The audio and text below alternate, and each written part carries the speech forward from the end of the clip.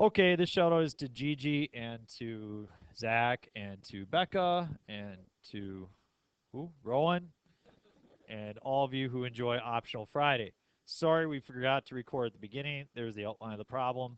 Watch a previous video if you need instruction or it comes to me. Okay, there we go. Let's try another one. Box with a square base, open top is to be constructed with a volume of 240 cubic centimeters.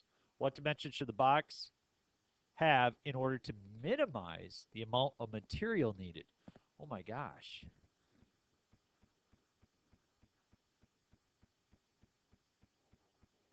Four boxes. Do whatever you want. Free country. It's America.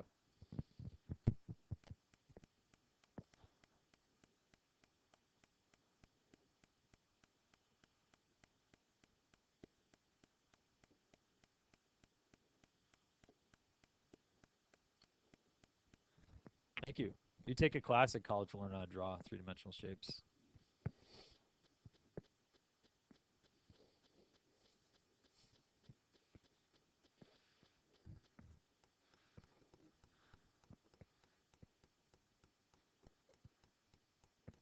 You guys gotta lead. I know I do all the problems already. You guys gotta lead me. Help me out. Okay, I like that.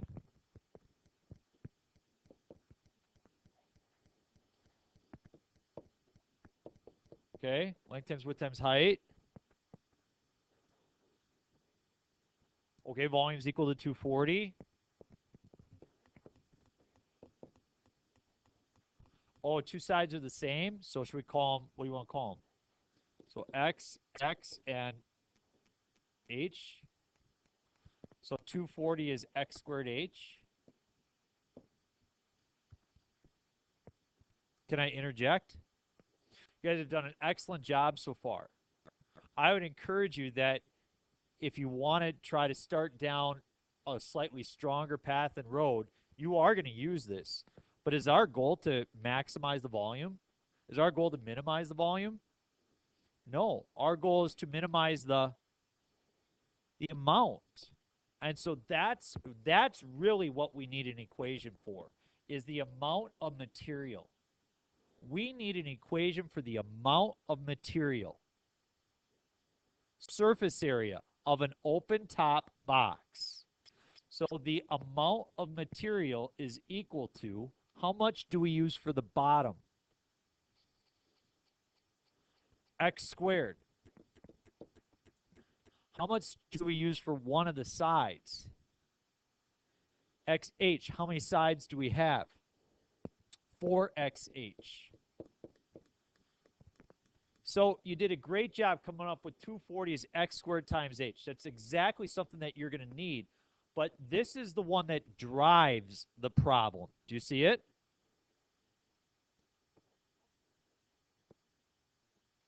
This one? So the amount of material, we're going to take the area of the bottom, which is X squared. We're going to take the area of the side, which is XH, and there's 4 of those sides. So that represents the amount of material. Now, when we see this, we're unhappy because there are 2 variables. That's why we then take this and use it to create 1 variable. What should I solve for? H. So therefore, I have H is equal to 240 over X squared. So that's the drive behind the problem. You can still get there by setting this up first, but as I just, that's probably how I would have done it when I was your age. I would have come up with this first and then that second. But as you do more of the problems, you say, well, I'm going to set this up first because that's what's driving it. And it helps me see more clearly and get to the answer probably more efficiently. So now I take that guy, I dump it in for H, and I get the amount in terms of X is equal to X squared plus, what's 4X times 240 over X squared? 960 over X. Great. Do you have any idea what that graph looks like? Say no. Great. I don't really either. But my guess is that it has a minimum. How do we find a minimum? The minimum occurs where the derivative is equal to. So take the derivative. What's the derivative of x squared? 2x. What's the derivative of 960x to the negative 1? Minus 960 over x squared. We set that equal to 0.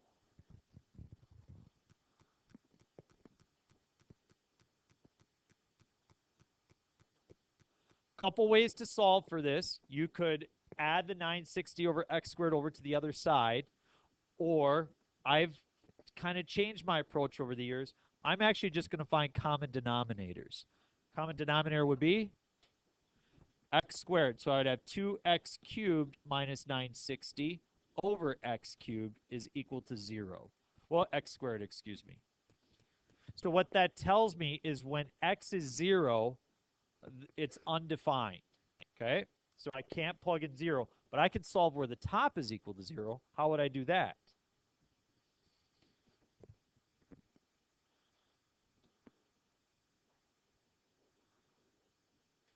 Yeah, we set it equal to 0. So you got 2x cubed minus 960 is equal to 0. So what would you do? Close. You take 960 and first you got to divide it by 2, and then, yep. And the way I like to find cubed roots is I just take it to the 0.33 power, the 1/3 power. That's how I do it. 87.83.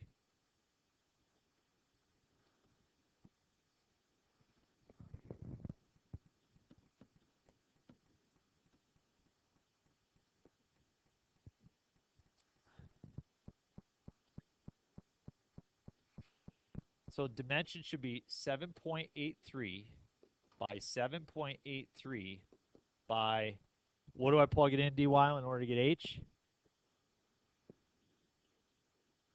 Yeah, it says h is 240 over x squared. So as long as we do that, we should be okay. So 240 divided by 7.83 squared, 3.91.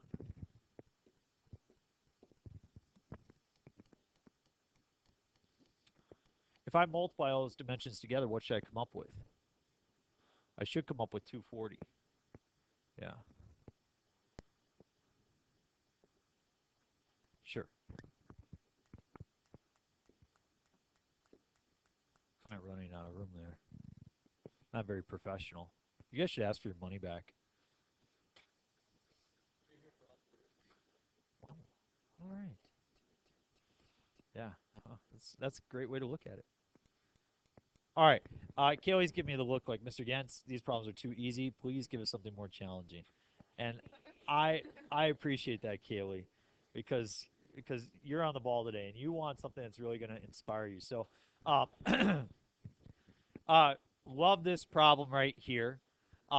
This problem was very good. There's a couple problems that really helped me kind of get new approaches as I've solved things. I remember encountering this one and delivering it to the class.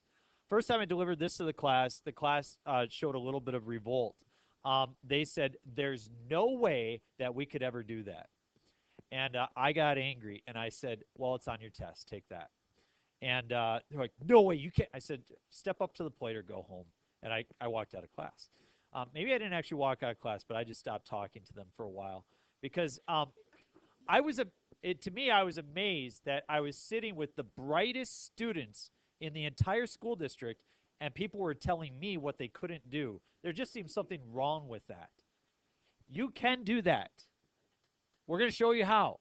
And when you do it, you're actually going to enjoy it. It's going to be a fun problem when you try it in your assignment. And yeah, you very well could see it on the test. I'm not going to tell you for sure will or for sure won't, but we'll see. So, Darren, recently we looked at a problem where if you have the curve 1 over x and you want to show that the area remains a constant of 2, this problem is similar to that, but really helped me refine that to be a better proof in the process. So this is a good setup in that regard. Find the equation for line point 42 that cuts off a triangle to form form a triangle from the first quadrant with the smallest area.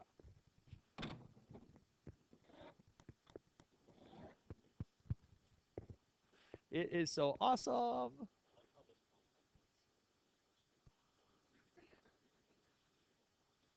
Hi. What's your name? What's your name? Okay, and we have two more problems to get through today. So this is the next one we're going to do. So we do have time, but this one definitely takes a longer period. So we're going to try to make this one still short, but it definitely takes a little bit longer time. So here we go. We have a line, and it's sitting in a set of quadrant, and it's goes through 4, 2. So I'm going to go over 4 and up 2 right there. And I have a line that goes through, and it forms a triangle. And what I want to do is I want to minimize the area of that triangle. So I want an equation for a line that minimizes the area. So my goal is to find an equation for a line, correct? What two things do you need to find an equation for a line? Slope and a point on the line. And the point on the line we already know. It's 4, 2, right? Piece of cake. All we have to do is to come up with the slope. So that tells us that the equation that we come up with has to have slope in it, most likely, right? Or at least a way to find slope. Well, that's really interesting because what's driving the problem is this statement there, smallest area. How do you compute the area of a triangle? Yeah, or area is equal to 1/2 times, I'm going to try to think what I want to call it.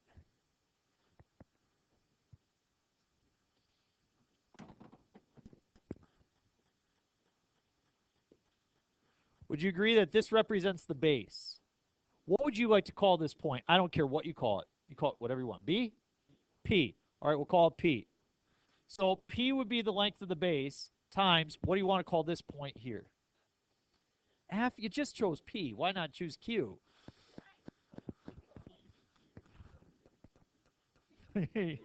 I didn't care for the first one, but once you pick the first one, then I do care about the second one. It's gotta, okay, great. I like that. 1/2 times P times Q. That's going to be the area. So what we need is we need an expression for P, right? Isn't P the x-intercept? Oh.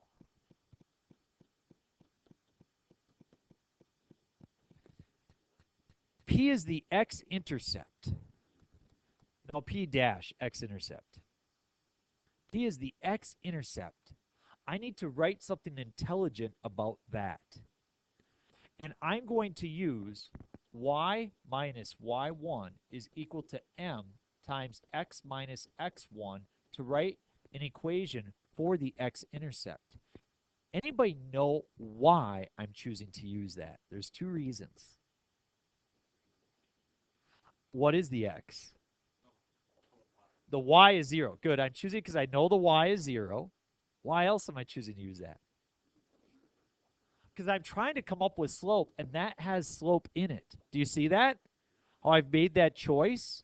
So let's think about what we know. We're going to do Grant's step here in a second, but we're going to say y minus, well, we know that it goes through the point 2 equals m. We don't know what m is, but we have x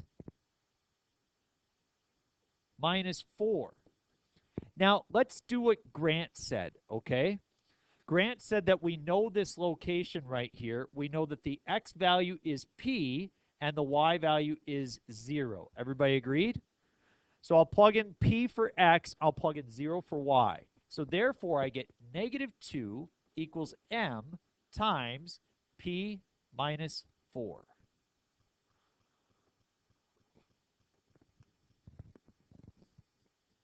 Look at the formula that we have for area. The formula for area says 1/2 times P times Q. I simply want to have P equals here, don't I? Can I solve for P? Yeah, I'll have to divide by M, and then what? Add 4. So therefore, when you do that, you get 4 minus 2 over M is equal to P.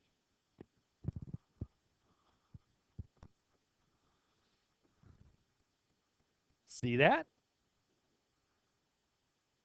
I didn't say it's pretty, but it's there, isn't it? I plugged in 0 for y, and I plugged in p for x. Now we need to do one, but instead of talking about P, we're going to talk about Q. We're going to do the same thing. So Q is the y-intercept. So I've got y minus y1 is equal to m times x minus x1. We're going to do the same business. I know the location of this coordinate there is 0q. Oh boy, oh boy, oh boy. It's getting exciting, isn't it?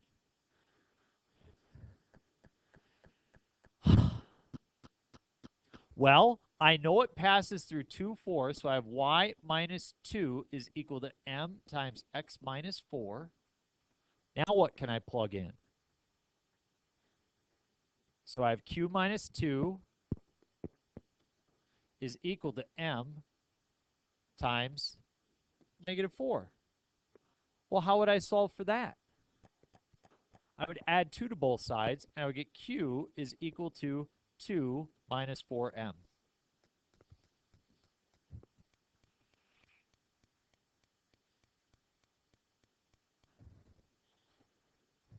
So now the area is equal to 1/2 times P, 4 minus 2 over m, times 2 minus 4m.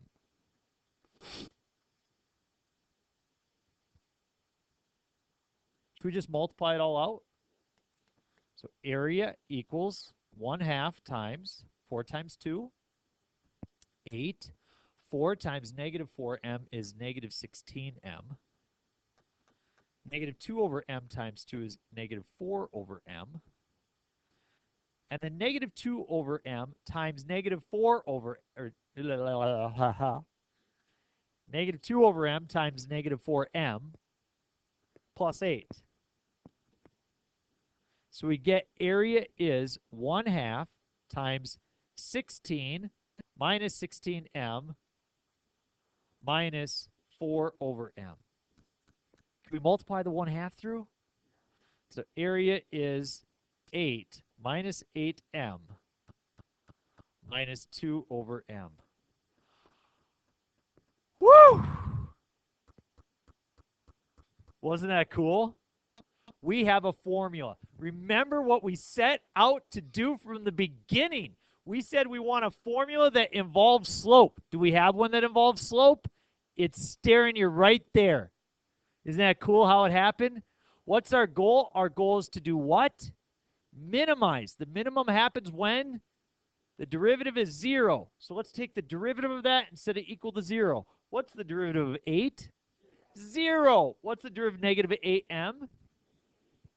So 0 equals negative 8. What's the derivative of negative 2 over m? 2 over m squared.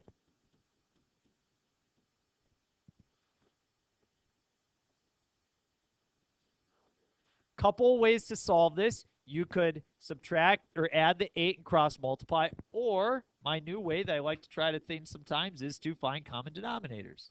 Common denominator would be, so I have negative 8m squared plus 2 over m squared. So we can see that the derivative is undefined at 0, and we can see where the top is equal to 0 by simply setting the top equal to 0, right? And if you look at where negative 8m squared plus 2 is equal to 0, what you would do is you would add the 8m squared to get 2 equals 8m squared. Divide by 8 to get 1/4 is equal to m squared.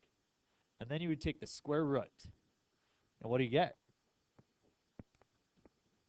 Plus or minus 1/2.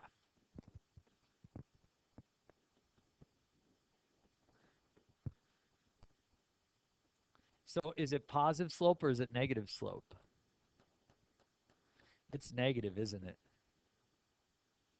Yeah. You look back at the picture. One thing that I struggle with is I haven't thought about the problem enough, but why is it that it produces a positive slope? Because the positive slope at that point, you know, I don't quite see. Oh well, who knows? All right, so we got a slope of 1/2. Negative 1/2. Could you now write your equation for your line? Can I trust that you guys would be able to do that? We will, and you'll see a trick. Y minus 4, or 2, is equal to negative 1/2 times x minus 4. So y minus 2 is equal to negative 1/2 x plus 2. Add the 2 over, and you get y is equal to negative 1/2 x plus 4.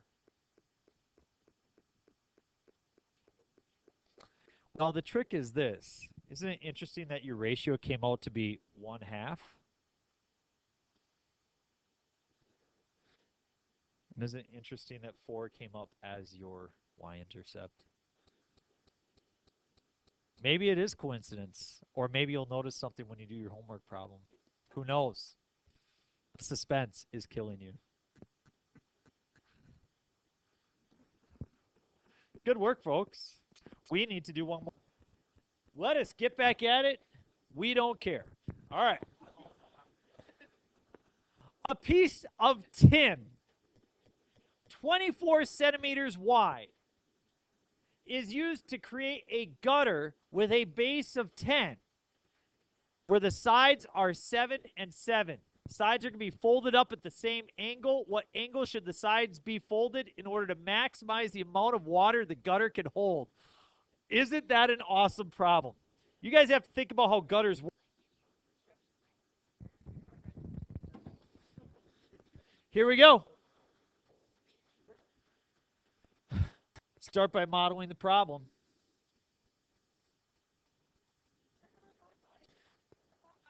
I'm going to operate with all of the boxes because the problem is so large.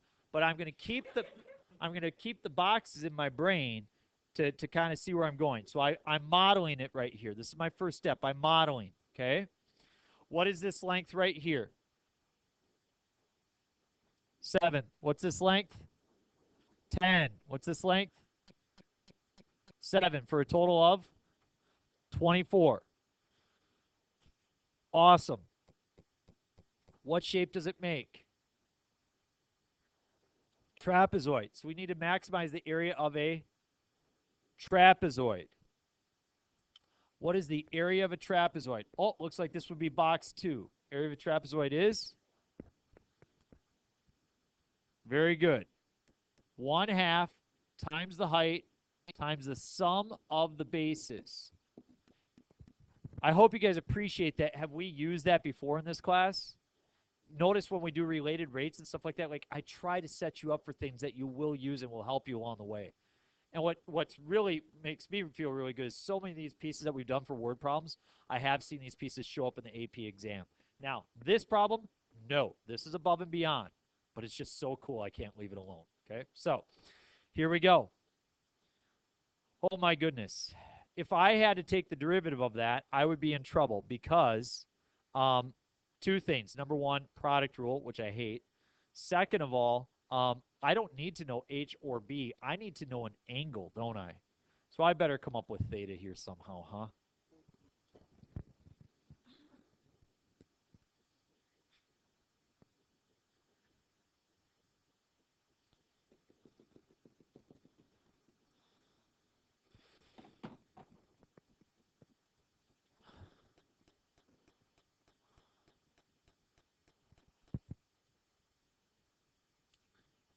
Can I call this theta? Okay with that?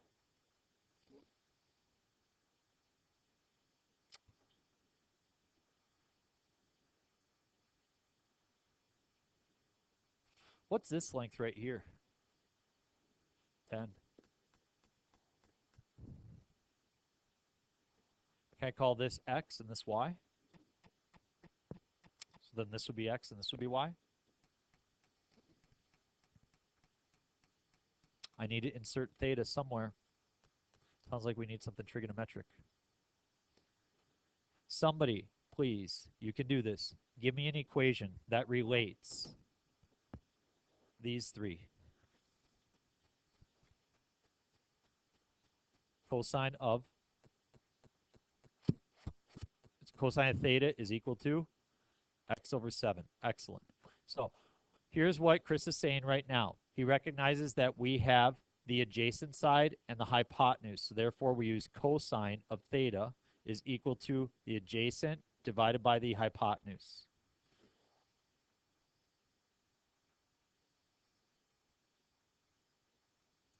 Somebody give me an equation that relates these three together. Sine of theta is equal to y over 7. Can I now solve for y?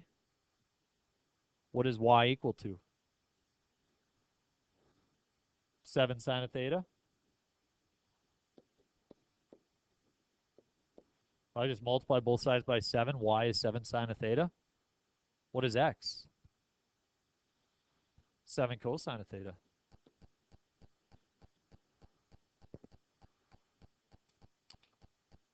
I like it. I like it a lot. You ready? Folks, I mean, that's the trick. We're there. You're there.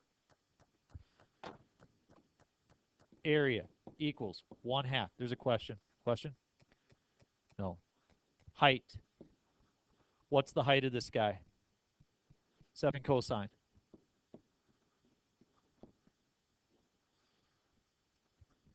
What's base 1? 10. What's base 2? 10 plus 14 sine of theta.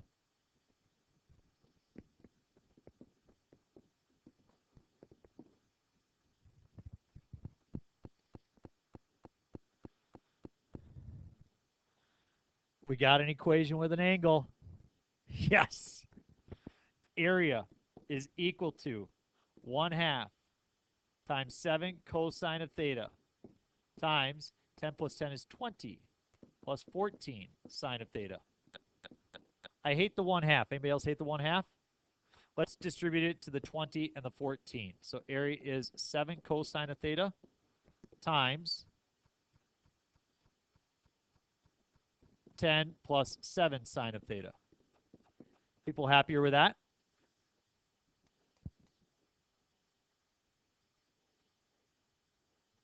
To this guy? It's kind of like this. If I have 1/2 times 4xy times 8x squared y cubed, say you had that. You don't take the 1/2 times the 4 and the 1/2 times the 8. It's just 1/2 times 4 times 8. That's going to be 16 overall, right? Like you don't take 1/2 times 4 is 2, and then 1/2 times 8 is 4, and 4 times 2 is 8. You multiply the pieces together. So you have just multiplication here. So I took the 1/2 and multiplied it through to this guy. It's already being multiplied by that 7 when I distribute it through. The 1/2 sitting in there. It's going to get a second run at it. Okay, so I got my equation. Derivative? Or do you guys want to multiply 7 cosine through? Okay. All right, we'll do one more piece, and we'll do area is equal to 70 cosine of theta plus 49 cosine of theta sine of theta.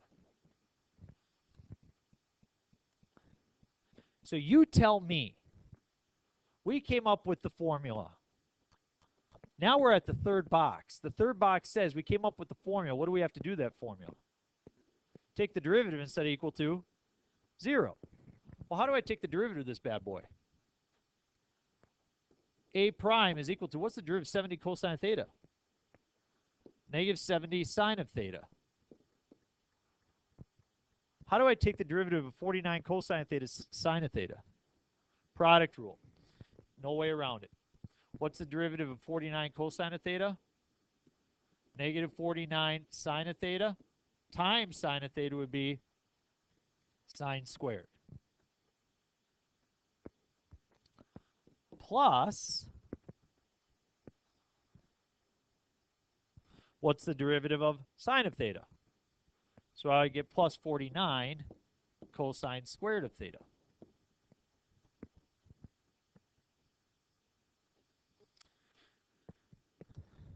okay, I'm close. Now we're back to trigonometry. I've got a sine and a sine squared and a cosine squared. I can't have sine and cosine together.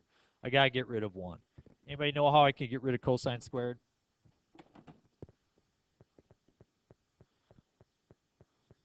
What's capital of America? Washington, D.C. And sine squared plus cosine squared is 1. So therefore you insert here 1 minus sine squared of theta. You all know that, right? You were excellent at it last year. You're excellent at it again. If I do that, I will have only sine left. We know that sine squared of theta plus cosine squared of theta is equal to 1. So if you subtract the sine squared over, you get cosine squared is equal to 1 minus sine squared. So area prime is equal to negative 70 sine of theta minus 49 sine squared of theta plus, I'll distribute the 49 to the 1 and the sine squared. Get 49 minus 49 sine squared of theta. Can I combine some like terms? Got negative 98 sine squared of theta. Gone. Minus 70 sine of theta. Gone. Plus 49. And again, we're setting that whole thing equal to 0, right?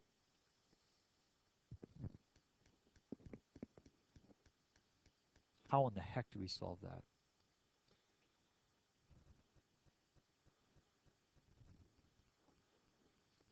Suppose it looked like this, folks. Negative 98x squared minus 70x plus 49. Suppose it looked like that. What would you do? Quadratic formula, right? And you would have x.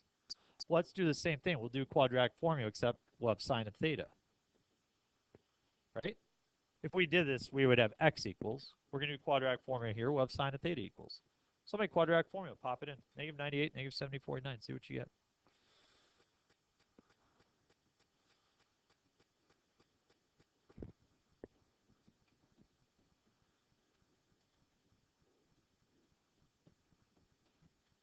I like it.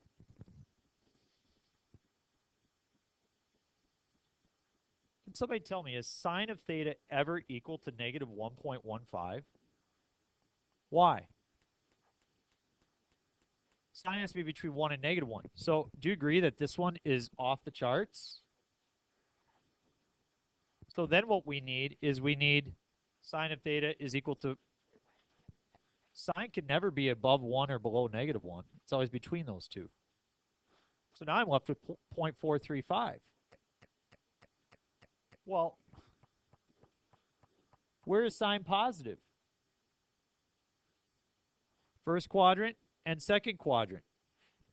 Let's think about it, folks. As you bend this shape here, okay, is this going to be an acute angle or an obtuse angle? An acute angle, right? This angle right there is going to be acute. So we don't need this angle. We just need the one in the first quadrant. How do we solve sine of theta is equal to 0.435? What do? Sine inverse on our calculator. Now, we're working with people who are installing gutters. Do you think that they're working in radians or degrees? Degrees, because they're normal people, right? It's only weird people like mathematicians that work in radians. So make sure we're working in degrees. I just sine inverse 0.435. And I come up with 25.79.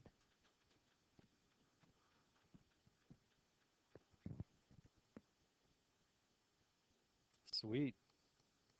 That means that this angle theta right here is 25.79 degrees. Let's think about the problem. The problem was, what angle should we bend in order to get that? So that's the angle I end up with according to the altitude. But how would I figure out what I bend it? What would I do? Subtract it from 90. So take 90 minus the angle, and I get 64.21.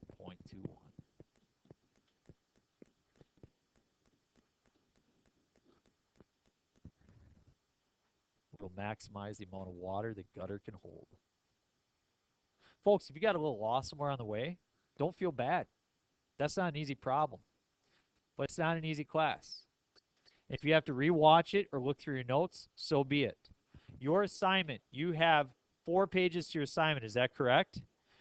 The back page are optional challenge problems. I want to let you know they are awesome. They are super cool. But you don't have to do the very back page. The other 3 pages you do. On Monday, you will not have a new assignment. On Monday, we'll put the branch on the artery for you. Okay? And that's what we'll do. You'll have nothing added. So, but I would make sure that you get caught up on things over the weekend. Question? Because if you look at the problem, we are definitely not, so the second quadrant would be an obtuse angle, right? As you look at this picture, would you agree that that's an acute angle? It's less than 90. The second quadrant is greater than 90, so it doesn't have relevance to our problem. Because we're not wondering this angle, we're really wondering this angle right here. They're wondering how far should they bend it.